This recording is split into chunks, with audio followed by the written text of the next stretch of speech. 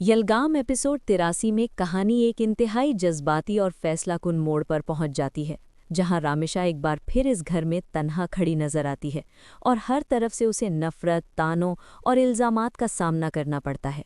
कमरे की सफाई से शुरू होने वाली बात माजी के जख्मों को फिर से ताज़ा कर देती है और आन की आन में अंकल की मौत का इल्ज़ाम रामिशा के सर डाल दिया जाता है।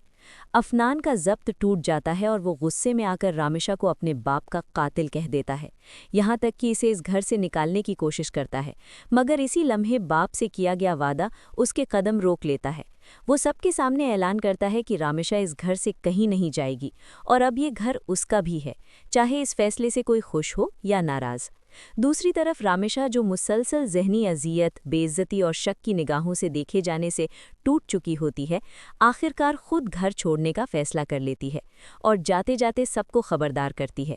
एक दिन वो सच साबित करके वापस आएगी और ये भी साबित करेगी कि ना उसने अंकल का एतमाद तोड़ा और ना वो उनकी मौत की जिम्मेदार है।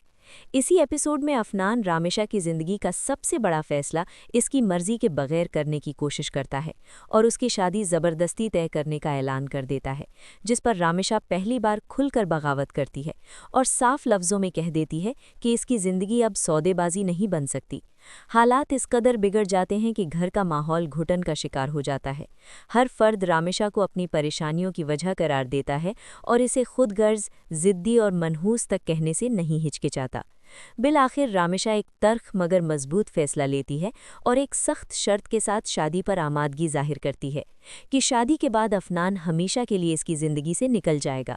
ना वो इसका सामना करेगा और ना वो इसे देखेगी।